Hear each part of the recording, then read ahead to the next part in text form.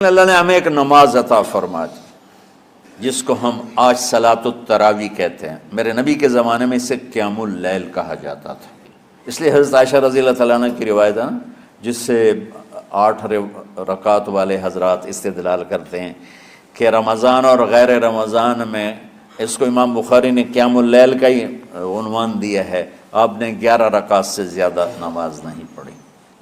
ایک ضعیف روایت میں ہے کہ آپ نے 3 دن پڑھائی نماز، یہ تو صحیح روایت ہے۔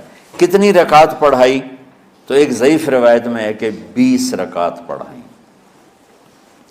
اچھا، ضعیف روایت سے عبادت ثابت نہیں ہو سکتی حکم شرعی، تو جب حضرت عمر رضی اللہ تعالیٰ عنہ نے سب کو، اب میرے نبی کے دور میں 3 دن کے بعد آپ تو آئے نہیں کہ کہیں فرض نہ ہو جائے، تو صحابہ اپنے طور پر قرآن سنتے تھے ٹولیوں میں۔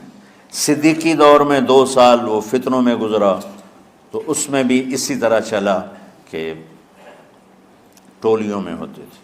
حضرت عمر رضی اللہ عنہ کے زمانے میں حکومت مضبوط ہو گئی، طاقتور ہو گئے، تو ابتدائی سالوں میں نہیں، چند سالوں کے بعد اب مسجد میں تشریف لائے تو لوگ اس طرح کوئی 4 ادھر 4 ادھر 5 ادھر 10 ادھر 20 ادھر، تو کہنے لگے ان کو ایک امام پہ جمع کر دیا جائے تو کتنا اچھا ہوگا۔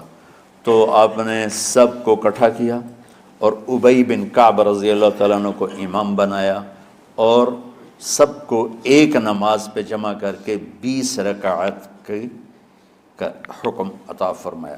تو حضرت عمر کا یہ عمل اس حدیث کو مضبوط کر دیتا ہے کہ چونکہ میرے نبی نے کہا علیکم بسنتی و سنت الخلفاء الراشدین من بعدی، کہ میری اور میرے خلفاء راشدین کی سنت پر مضبوطی سے عمل کرنا۔ تو حضرت عمر کا جو 20 رکعت طے کرنا ہے، اگر ان کا اپنا اجتہاد ہے تو بھی ہمارے لیے عمل کے لیے کافی ہے، اور اگر ان کو یہ یاد ہے کہ میرے نبی نے 20 پڑھی تھیں تو اور زیادہ اچھی بات ہے۔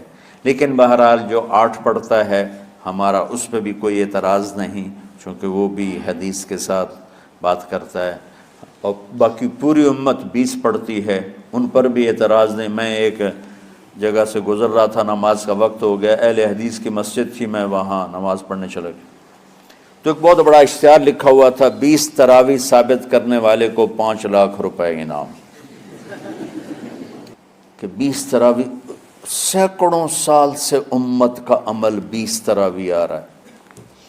تراویح کا نام جو پڑھا، مجھے یوں لگتا ہے کہ اہل مکہ، یعنی اہل مکہ جو تھے نا، وہ 4 تراویح پڑھ کے ایک طواف کرتے تھے، تو وہ آرام کے لیے ہوتا، ترویحہ آرام، تھوڑی دیر کا آرام، تو 4 تراویح کے بعد ایک طواف کرتے تھے۔ وہ چھوٹا سا طواف 10 منٹ میں ختم ہو جاتا تھا، اور پھر 4 تراویح پڑھتے تھے، پھر طواف کرتے تھے، پھر 4 پڑھتے تھے، پھر طواف کرتے تھے۔ یہ صحابہ کے تھوڑے بعد کے دور کی بات۔ تو مدینے والوں کو پتہ چلا کہ مکے والے تو یہ کرتے ہیں، وہ کہنے لگے اساں کی کریے؟ انہوں نے کہا اسی 40 تراویح پڑھیں گے، 40 رکعت، وہ 40 رکعت پڑھتے تھے۔ تو نوافل میں کوئی سختی نہیں کہ بھائی 8 سے زیادہ نہیں پڑھنی، بدعت ہو جائے گی، اور 20 پڑھنا بدعت ہے، یہ سب جہالت کی بات ہے۔ اور یہ 8 پڑھ رہے ہیں یہ غلط ہے، یہ بھی حماقت کی بات ہے۔ جو صحیح حدیث سے دلیل پکڑ کے کوئی عمل کرتا ہو تو بھائیو اس سے بحث نہ کیا کرو، مناظرہ نہ کیا کرو، یہ بہت نادانی والی بات۔ اور امت کا، خلق لاکھوں کروڑوں انسانوں کا ایک عمل پہ جمع ہونا، یہ بذات خود اس کی طاقت کی ایک دلیل۔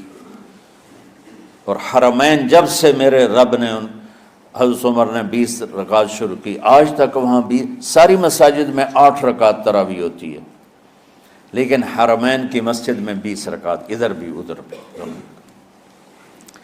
اور یہ جو وہ وہاں ختم قرآن پہ دعا نہیں مانگی جاتی، یہ کس کا عمل ہے؟ حضرت عثمان کا۔ حضرت عثمان نے اپنے دور خلافت میں تراویح پڑھانے والے سے کہا جب قرآن ختم کرو تو دعا کرنا۔ وہ کہنے لگے جی کیا دعا کروں؟ کہ جو تیرے دل میں آیا کرنا۔ تو ختم قرآن کی رات تراویح کی آخری رکعت میں من الجنة والناس